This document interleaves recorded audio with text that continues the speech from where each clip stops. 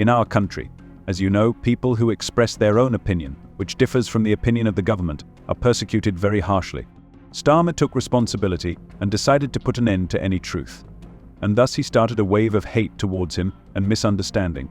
It seems that not a day goes by that the Prime Minister is not humiliated by someone, be it Donald Trump or a small child.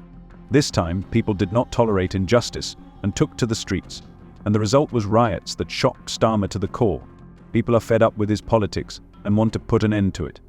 Unfortunately, because of these protests, we have very sad results.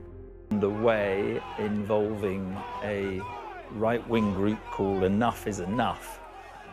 As you can see, scuffles have broken out with police after the protesters threw flares towards the gates of Downing. The frustrated British have done an incredible job of laying out their reasons and concerns, instead of creating chaos and giving Starmer and his supporters the opportunity to attack them. For Starmer and his team, this looks like a wake-up call, but what caused such a commotion? Why don't they listen to the voice of the people and put their interests first? Many believe that the reason lies in the terrible crisis of the cost of living, when some people are literally on the verge of survival, while others live at the expense of the state. Unfortunately, protest marches are not only in Britain, they are also in Germany, because their government is also indifferent to its people. Absolutely everyone goes to these marches, because these problems affect each of us. There were young people, families, the elderly, and even animals. The protests began peacefully, but Starmer managed to anger people, which led to riots across the country. People couldn't come to terms with Tommy Robinson's arrest. And now they have a lot of reasons to express their displeasure to Starmer. People get arrested for tweeting. Robinson became a symbol of controversy, known for his harsh statements. In any case, he acted within the limits of his rights to freedom of speech, and this is what caused the anger of those who considered his arrest unfair. But let's be honest, it's not just about Robinson, right? This epitomizes the wave of unjust arrests that has engulfed hundreds of people across the country, fueling protests. And a much larger anti-fascist counter-protest. It felt unpredictable, confrontational and tense, as in so many places in the last few days, the police right in the middle of the disorder.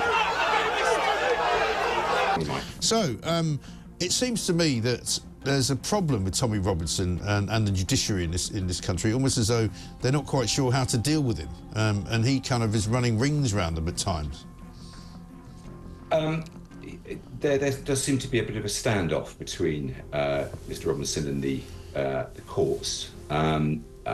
Obviously, this is one of a number of cases that he's had to deal with, both on the criminal side and in this particular incident, the civil side. Right. I mean, there were a lot of people, particularly sort of free speech advocates, who were concerned that he appears to have been arrested this time under terrorism charges, but that's not quite the case, is it? I mean, he was arrested at Folkestone, I understand, trying to leave the country, presumably in a car to go on a boat or to go on a train or something like that. Yes, I mean, but he wasn't actually arrested under terror charges. A real confrontation has unfolded between Robinson and the judicial system. Many people, especially defenders of freedom of speech, anxiously followed his arrest this time. He was detained in Folkestone when he tried to leave the country, presumably by car. Robinson is perceived as a victim of political repression. He is accused of inciting riots related to the crime in Southport, and this causes anger and discontent among his supporters. And don't forget that Tommy is not the only headache for Starmer. The protesters, full of rage and despair, now call him the murderer of Peter Lynch, who tragically died in prison. This situation heats up the situation and raises a wave of discontent that can get out of control. No! Get back! Get back now! Get back! Close line! Scum!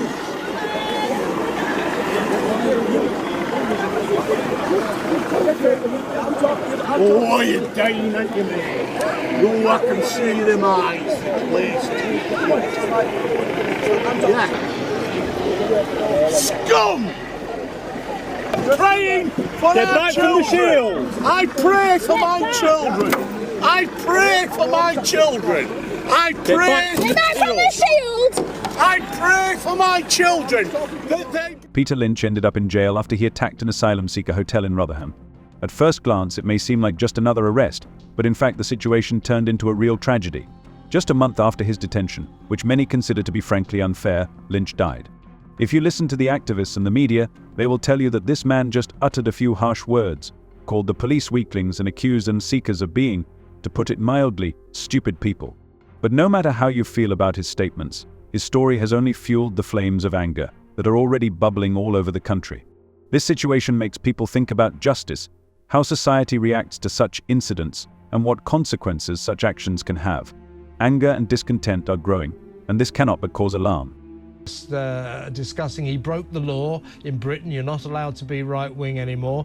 That's an imprisonable offence, apparently. But he was a father of four. He was apparently a loving grandfather, and we can't find any criminal record for this guy before he ended up in court for this. So, political prisoners, they end up in jail for grotesquely disproportionate amounts of time on trumped-up charges. I think you're right. He's a political prisoner, Isabel.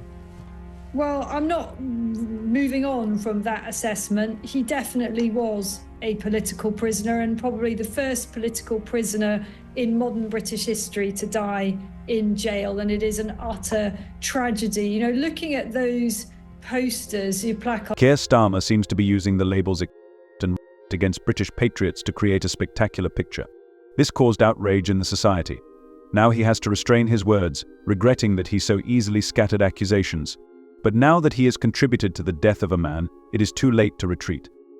The public wants to know why a 61-year-old man with diabetes ended up in prison for verbal abuse, while the real criminals were released.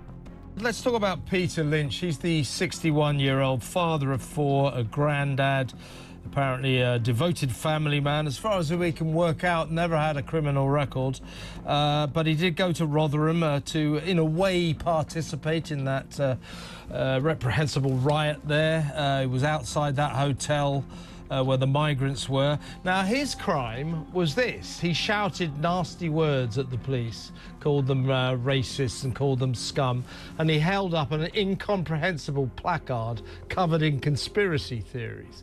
That was his crime. There it is. I mean, make of that what you will. Now, he went to court, and the judge actually said, although you did not yourself attack any police officer, the judge actually made a point of saying that Mr. Lynch did not do anything violent, but of course the shouting and the holding of the placard fanned the flames, and for that it was decided, or the judge decided, that warranted 2 years and 8 months behind bars. Nobody is condoning his participation in that nasty riot, but my God, does that deserve that long a sentence? I don't think so. If Peter was sent to jail, recognizing him as an extremist, then, according to these cruel and absurd laws, half or even most of the UK population should be behind bars. This is simply absurd. But it's not worth reminding Keir Starmer about this. He himself is well aware of what he's doing. During his reign, about 400 people were arrested, and all of them just wanted to express their dissatisfaction. The reign of Keir Starmer has become a real disgrace for the UK. The country is mired in economic problems. The budget deficit has reached appalling proportions, and the level of incompetence of the authorities is simply off the scale. Social unrest and the immigration crisis add fuel to the fire. People are boiling with anger and indignation. They are ready to overthrow him at any moment to put an end to this chaos. What do you think about this video? Share your thoughts in the comments. See you later.